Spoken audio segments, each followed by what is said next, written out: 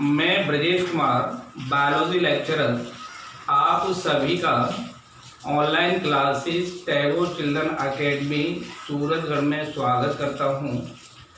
बच्चों, इससे पहले वाले वीडियो लेक्चर में मैंने फीमेल रिप्रोडक्टिव सिस्टम को स्टार्ट किया था, जिसमें अंडाशय जो प्राथमिक जननांग कहलाते हैं और उनकी संरचना को कंप्लीट किया था।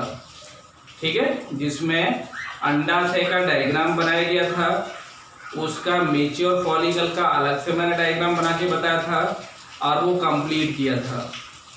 आज का अपना टॉपिक उसी को कंटिन्यू करते हुए आज है अंडवाहिनी, ओविडक्ट। अंडाशय के बाद जो सहायक जनन अंग या अतिरिक्त जो जनन अंग होते हैं, उनमें मैंने कहा था कि अंडाशय, ठीक है, अंडाशय को प्राथमिक जननांग कहा था और अंडाशय के बाद आने वाले जितने जननांग थे वो अतिरिक्त या सहायक थे। तो आज के टॉपिक में जो अपना आगे वाला अतिरिक्त जननांग है, उसमें हम नाम ले रहे होते हैं अंडवाहिनी का, ओविडक्ट। क्या कह रहे होते हैं? अंडवाहिनी या ओविडक्ट। अब देखिए, ये जो ओविडक्ट होती है, इसके लिए मैंने यहाँ पर ये फीमेल रिप्रोडक्टिव सिस्टम बनाया हुआ है। इसमें देखो, यहाँ पर ये वाले जो पार्ट दिखाई दे रहे हैं आपको, ये तो है अंडाशय। वन पेयर बताए थे, एक जोड़ी, दोनों एक जोड़ी ये अंडाशय लग रहे हैं। और अंडाशय के बाद से ये पूरी की पूरी ये नलिका जा रही है निकल करके, यहाँ से भी ये नलिका निकल के जा रही होती है। इन दोनों नलिकाओं को हम नाम दे रहे होते हैं अंडवाहिनी या डिंब वाहिनी या गर्भाशयी नलिका, जिसकी लंबाई लगभग 12 सेंटीमीटर होती है और यह लंबी कुंडलित कीपनुमा पेशीय नलिका होती है। अब देखिए, इसका जो ये शिखर वाला या अग्र भाग होता है, ये कीपनुमा भाग होता है। इस कीपनुमा भाग को हम इनफंडिबुलम कह रहे होते हैं। क्या कह रहे होते हैं? इनफंडिबुलम कहते हैं। और इस कीपनुमा भाग में चारों तरफ अंगुलियों के समान प्रवर्त निकले रहते हैं, अंगुलियों के समान झालरदार प्रवर्त होते हैं, जिन्हें हम फिम्बरी कह रहे होते हैं, वो लगे होते हैं। और फिम्बरी में जब गति होती है तो यहाँ से अंडाशय से मुक्त होने वाले अंडाणुओं को इस कीपनुमा भाग में या अंडवाहिनी में प्रवेश मिल जाता है।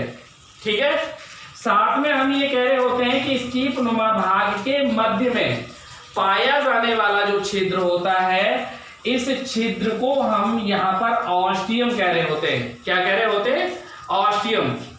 इस प्रकार हम ये कह रहे होते हैं कि अंडाशय से जो लगभग 12 सेंटीमीटर लंबी कीपनुमा कुंडलित पेशीय नलिका होती है, जो अंडाशय के निकट संबंध होती है। किससे जुड़ी होती है?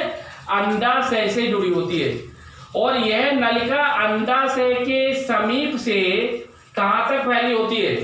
गर्भाशय तक फैली होती है। इस अंडवाहिनी का जो भाग है वो कहाँ पर खुल जाता है? गर्भाशय में। अर्थात अंडवाहिनी किस में खुलती है? जाकर के गर्भाशय में खुल जाती है। ठीक है, साथ में हम ये कह रहे होते हैं कि अंडवाहिनी की ये जो अंदर वाली परत होती है या स्तर होता है या भित्ति होती है, ये किससे बनी होती है? संकुचनशील होती है और ये पश्चिमाभी उपकला कोशिकाओं से बनी होती है। इनमें से जो श्लेष्मलीय कोशिकाएं होती हैं, जो स्रावी कोशिकाएं होती हैं, उनके द्वारा एक गाढ़ा लसलसा तरल स्रावित किया जाता है, जो एक पतली परत बना लेता है और उसके द्वारा अंडाणु को सुरक्षा भी मिलती है और साथ में उसके द्वारा यहाँ अंडाणु को पोषण भी मिलता रहता है। क्या मिलता रहता है? पोषण भी मिलता रहता है।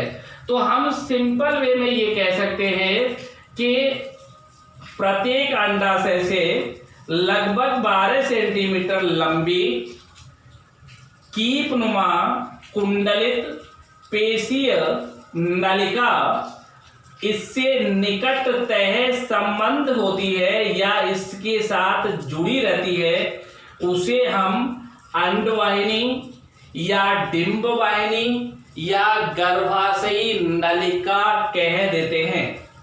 ठीक है, यह अंडवाहिनी अंडाशय से या अंडाशय के समीप से कहां तक फैली होती है? गर्भाशय तक फैली होती है। अर्थात ये अंडवाहिनी गर्भाशय में खुल जाती है। किसमें खुल जाती है? गर्भाशय में खुल जाती है। ठीक है, अब देखिए दूसरी चीज ये आती है कि प्रत्येक अंडवाहिनी का जो आंतरिक स्तर होता है ये संकुचनशील होता है और पश्चमावी उपकला से आस्तरित होता है, जो श्लेष्मलीय स्तर बनाता है। इस श्लेष्मलीय स्तर में पाई जाने वाली जो स्रावी कोशिकाएं होती हैं वे एक गाढ़ा लसलसा तरल पदार्थ स्रावित करती हैं, जो इस नलिका में एक पतली परत जैसी बना देता है, जो अंडाणुओं के लिए सुरक्षा भी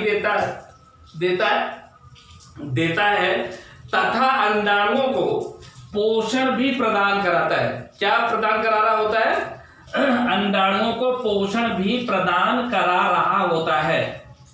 ठीक है, साथ में हम ये कह रहे होते हैं कि जो ये अंडवाहिनी होती है इसका जो अग्र भाग होता है कीपनुमा, इस कीपनुमा भाग को इनफंडिबुलम कह दिया जाता है। इस कीपनुमा भाग के चारों तरफ अंगुली नुमा प्रवर्ध या झालर पाए जाते हैं, जिन्हें हम फिम्बरी कह रहे होते हैं।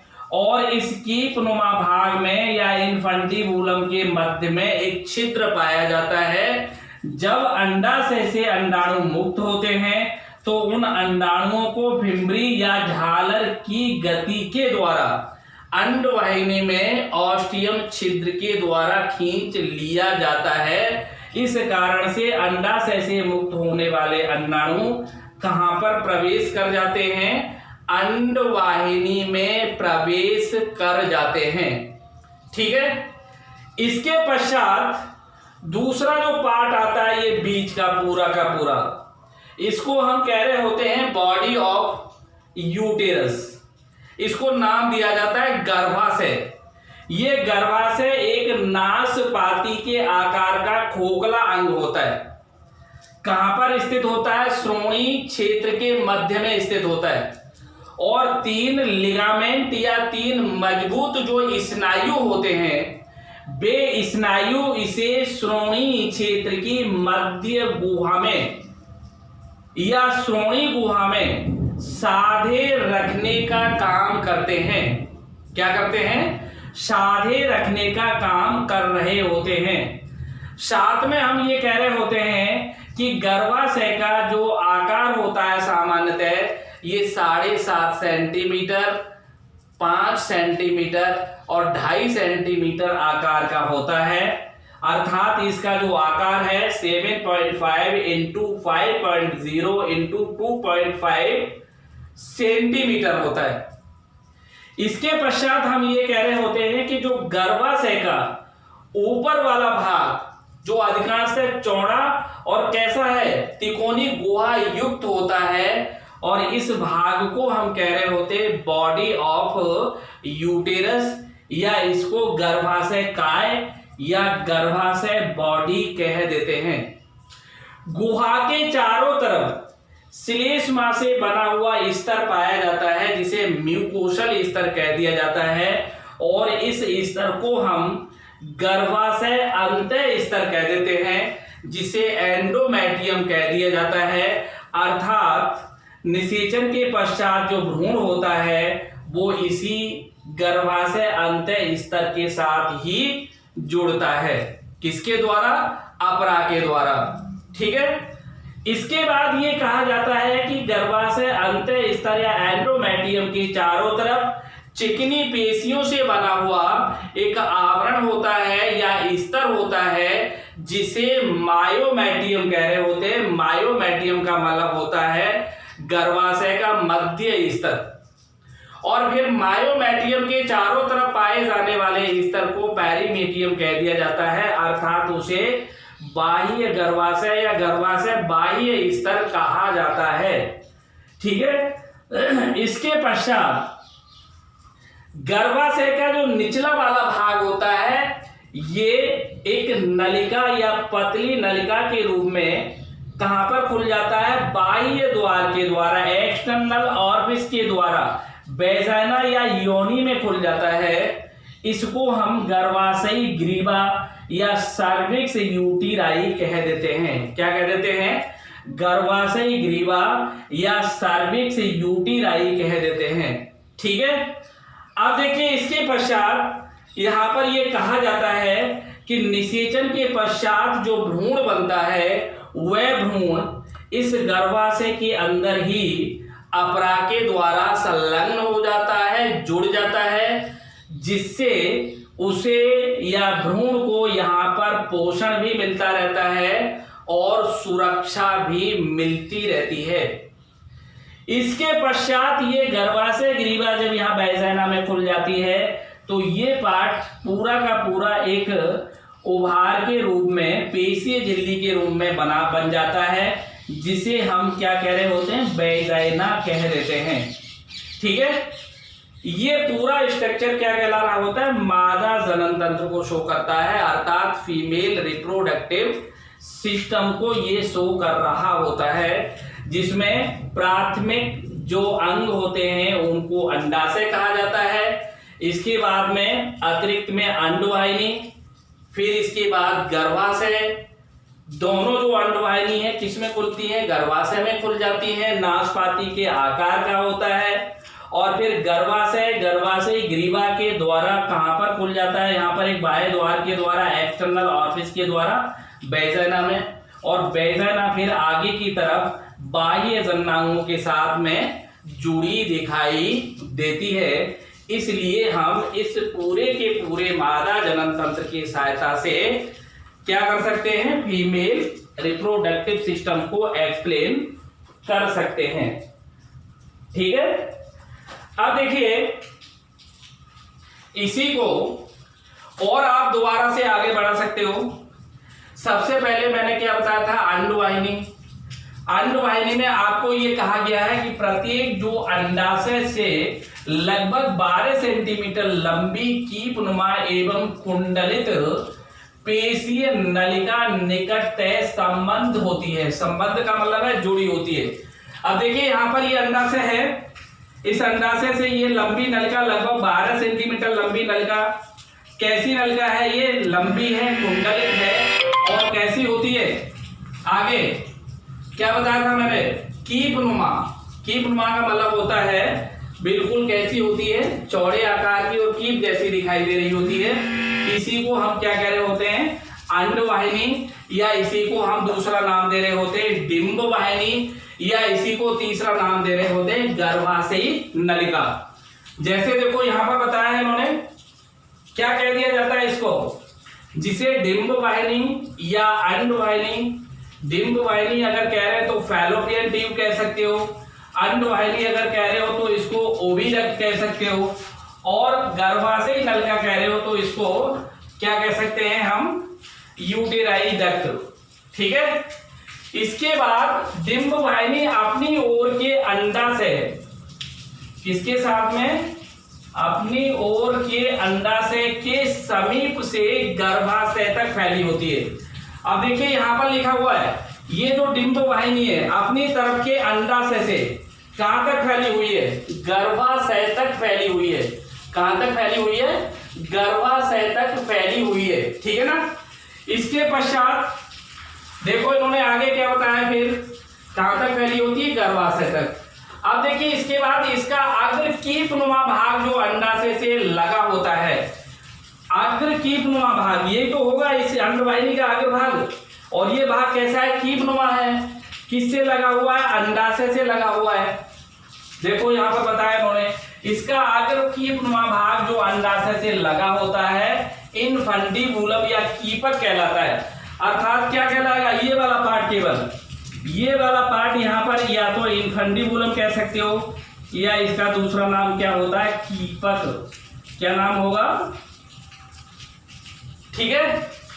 इसके पश्चात आगे देखिए फिर इन्होंने क्या बोला है, जिसके किनारों पर अंगुलियों के समान अनेक झालरदार प्रवर्त होते हैं। जैसे हमारी अंगुलियां होती है ना, बिल्कुल इसके समान इस कीपक या इनफंडिबुलम पर अनेक यहाँ पर झालर समान प्रवर्ध पाए जा रहे होते हैं और इन प्रवर्ध को फिम्बरी या झालर कहा जाता है। क्या कहा जाता है? फिम्बरी या झालर कहा जाता है। ठीक है। इसके पश्चात ये जो कीपक है या कीपनुमा भाग होता है, इसके मध्य में एक छिद्र होता है। ये देखिए यहाँ पर ये मध्य में एक छिद्र होता है और इस छिद्र को नाम क्या दे रहे होते हैं? इस छिद्र को नाम देते हैं ऑस्टियम। क्या नाम दे रहे होते हैं? ऑस्टियम। ठीक है। ये जो ऑस्टियम होता है, इस ऑस्टियम के द्वारा ही यहां से जब अंडाणु मुक्त होंगे तो इसके अंदर प्रवेश करेंगे। अब आगे देखिए बताया कि अंडवाहिनी की दीवार संकुचनशील तथा अंदर से पक्षमाभी उपकला द्वारा अस्तरित होती है, अर्थात इसकी ये जो दीवार है ये संकुचनशील होती है और अंदर से सीलिए के एपिथेलियम द्वारा लाइंड अप रहती है या आस्तरित रहती है। ठीक है। इसकी श्लेष्मलीय उपकला की स्रावी कोशिकाएं, इसमें जो श्लेष्मीय उपकला म्यूकोसल जो सेल होती है वो कैसी होती है? स्रावी कोशिकाएं होती हैं और उनके द्वारा एक गाढ़ा लसलसा द्रव स्रावित किया जाता है जो पतली परत का स्रावण करता है। ये जो पतली परत है, द्रव है, ये अंडाणु को क्या करेगा? अंडाणु को पोषण और सुरक्षा प्रदान करता है, अर्थात इससे अंडाणु को पोषण मिलता रहता है, सुरक्षा मिलती रहती है। साथ में जो अंडाणु के ऊपर लेयर बनती रहती है वो भी इसी सीक्रेशन से बन जाती हैं। ठीक है। इसके पश्चात अंडवाहिनी का अंतिम सिरा कहां पर खुलेगा? गर्भाशय में। अंडवाहिनी का अंतिम सिरा यही तो होगा और ये किसमें खुल रहा है? यहाँ गर्भाशय के अंदर खुल रहा है। इसका मतलब है अंडवाहिनी का अंतिम सिरा किसमें खुल जाएगा? गर्भाशय में खुल जाता है।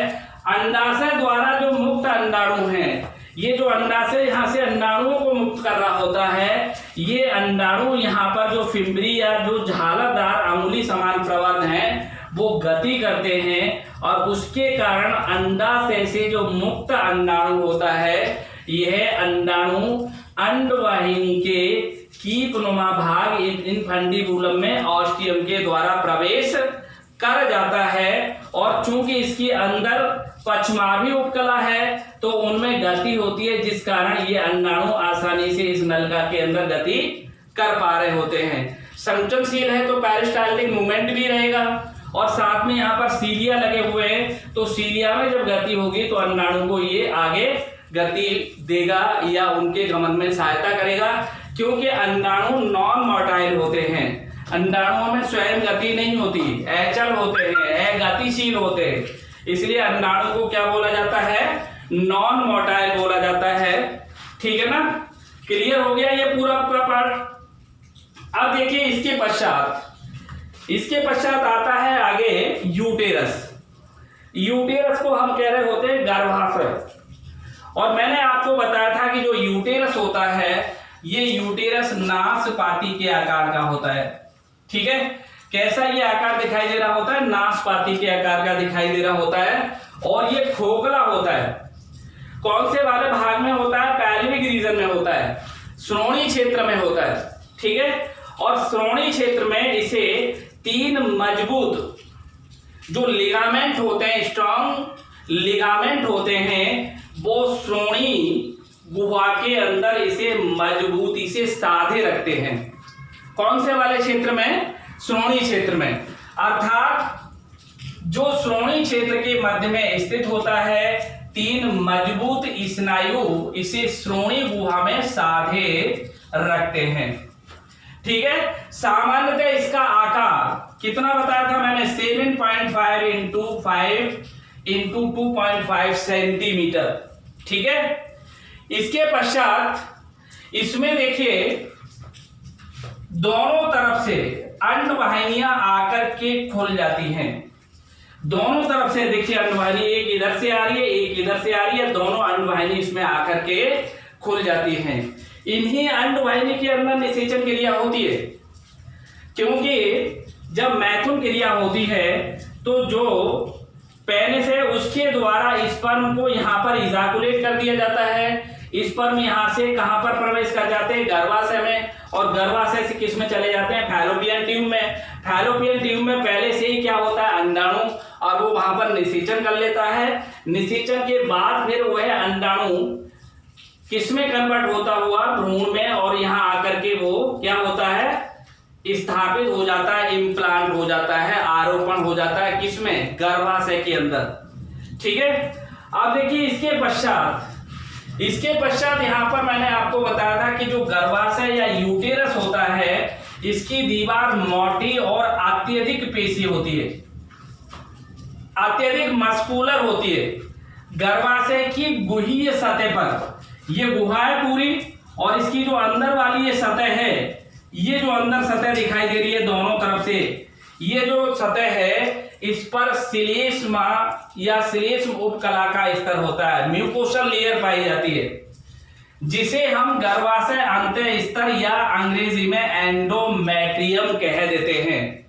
ठीक है। इसके पश्चात इस एंडोमेट्रियम के चारों तरफ चिकनी पेशियों से बना हुआ जो स्तर होता है, उस स्तर को हम नाम दे रहे होते मायोमेट्रियम, अर्थात ये गर्भाशय का मध्य स्तर होता है। और इसके ऊपर पाई जाने वाली जो परत होती है उसे हम पेरीमेट्रियम कह रहे होते हैं, अर्थात वो क्या होता है, गर्भाशय का बाह्य स्तर होता है। इसके बाद गर्भाशय का जो ऊपरी मुख्य भाग है जो चौड़ा होता है और ट्रायंगुलर कैविटी युक्त है, कैसा है, त्रिकोणी गुहा युक्त, ये वाला जो भाग होता है इस भाग को हम कह रहे होते हैं बॉडी ऑफ यूटेरस, अर्थात गर्भाशय काय, गर्भाशय शरीर। इसके पश्चात गर्भाशय का जो निचला वाला भाग होता है यह क्या होता है, एक पतली नलिका के रूप में दिखाई दे रहा होता है, जिसे हम क्या कह रहे होते हैं, जो नैरोअर पार्ट है, संकीर्ण भाग होता है, इसको हम गर्भाशय ग्रीवा कह देते हैं, यूटेराई अर्थात सर्विक्स यूटेराई।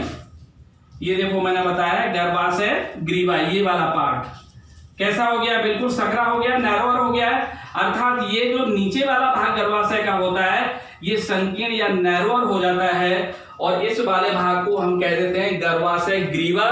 और ये गर्भाशय ग्रीवा एक्सटर्नल ऑरिफिस, बाह्य द्वार के द्वारा किसमें खुल जाता है, योनि या वैजाइना में खुल जाता है। देखो यहां पर बताया है यह एक बाह्य द्वार द्वारा कहां पर खुलता है, योनि या वैजाइना में खुल जाता है। ठीक है। अब देखिए इसके बाद बताया कि जब निषेचन की क्रिया हो जाती है, अर्थात फर्टिलाइजेशन प्रोसेस होती है, वो कब होगी, after completion of copulation. Copulation के द्वारा, मैथुन के दौरान यहाँ पर योनि में इजाकुलेशन कर दिया जाता है, किसका, शुक्राणुओं का, स्पर्म्स का, और वो सारे के सारे स्पर्म यहाँ से गति करते हुए गर्भाशय में प्रवेश कर जाते हैं, और फिर कहाँ चले जाते हैं, फैलोपियन ट्यूब में। वहां पर क्या होगा, निषेचन, और उस निषेचन से बना हुआ जो भ्रूण होगा, और उस भ्रूण को कहां पर, इस गर्भाशय की दीवार के साथ, अपरा के साथ जोड़ दिया जाता है, या अपरा के साथ जुड़ जाता है। ठीक है। इस क्रिया को हम कह रहे होते हैं इम्प्लांटेशन, अर्थात ये गर्भाशय का जो जुड़ना, गर्भाशय की भित्ति के साथ जो जुड़ना है, यहीं पर क्या होता है, फिर उस भ्रूण को पोषण भी मिलता है और सुरक्षा भी मिलती रहती है। क्या मिलता रहता है, पोषण भी मिलता रहता है और सुरक्षा भी मिलती रहती है। अर्थात जब निषेचन होगा तो निषेचन के बाद यहाँ पर जो फर्टिलाइज्ड एग है, जिसको हम जायगोट कहते हैं, जो यूनिसेलुलर स्ट्रक्चर के रूप में होता है, फिर उसके अंदर क्या होगा, क्लीवेज। क्लीवेज का मतलब होता है विदलन, और विदलन एक तरह से विशेष प्रकार का माइटोसिस डिवीजन या माइटोटिक डिवीजन होता है। इस कारण से फिर वहां पर क्या होता है, ये धीरे धीरे ब्लास्टोसिस्ट और फिर उसके बाद में गैस्ट्रुला में चेंज हो जाता है। जब ये ब्लास्टोसिस्ट के रूप में लगभग होता है, उसी समय कहां पर जाकर के गर्भाशय की दीवार जो मोटी होती है और अत्यधिक पेशी होती है, उसका जो अंत्य स्तर होता है गर्भाशय अंत्य स्तर, उसमें संलग्न हो जाता है, अपरा के द्वारा जुड़ जाता है। संलग्न या अपरा किसको कह रहे होते हैं? संलग्न या अपरा का मतलब होता है कि जो भ्रूण के ऊतक होते हैं और जो गर्भाशय के ऊतक होते हैं वो एक ब्रिज बना देते हैं, एक सेतु बना देते हैं। गर्भाशय और भ्रूण के ऊतक मिलकर के जिस संरचना को बनाते हैं उसी संरचना को हम अपरा या प्लेसेंटा कह रहे होते हैं। और वो जो अपरा या प्लेसेंटा होता है वो अपरा या प्लेसेंटा क्या करता है? भ्रूण को प्रोटेक्ट भी कर रहा होता है, भ्रूण को पोषण भी दे रहा होता है, भ्रूण को रेस्पिरेशन में भी मदद करता है और एक्सक्रीशन भी मदद करता है। अर्थात अपरा के द्वारा भ्रूण को नरिशमेंट मिलेगा। दूसरा रेस्पिरेशन, रेस्पिरेशन का मतलब क्या हुआ कि ऑक्सीजन और CO2 का यहाँ पर आदान प्रदान हो जाएगा। और तीसरा जो मेटाबॉलिक एक्टिविटीज के द्वारा भ्रूण में जो अपशिष्ट या एक्सक्रीटरी प्रोडक्ट बनेंगे वो भी अपरा के माध्यम से कहां पर जाएंगे? मदर के ब्लड में चले जाएंगे। इसलिए हम कह रहे होते हैं कि जो यहाँ पर पाया जाने वाला अपरा या प्लेसेंटा होता है ये भ्रूण को सुरक्षा देता है, भ्रूण को नरिशमेंट या पोषण देता है, भ्रूण की रेस्पिरेशन में मदद करता है और साथ में हम कह रहे होते हैं कि ये एक्सक्रीशन में भी भ्रूण की हेल्प या सहायता या मदद करता है। ठीक है। अब देखिए इसके पश्चात आगे जो अपना टॉपिक आएगा 3 के बाद, गर्भाशय के बाद, वो क्या आएगा? वैजाइना, ये वाला पोर्शन। और इसके बाद फिर आता है बाह्य जननांग, जिनको सम्मिलित रूप से हम बल्वा या भग कह रहे होते हैं। तो देखिए ये जो 2 और 3 है, चौथा जो हमारा यहाँ पर नाम आएगा वो क्या होगा? वैजाइना। 5वां फिर यहाँ पर क्या हो जाता है जाकर के? भग या बल्वा, जिसमें बहुत सारे जेनेटल ऑर्गन्स होते हैं या बहुत सारे बाह्य जनन अंग होते हैं। तो अपना जो टॉपिक नेक्स्ट लेंगे वो यहाँ से योनि से शुरू करेंगे या वैजाइना से ही शुरू करेंगे। ठीक है, ओके।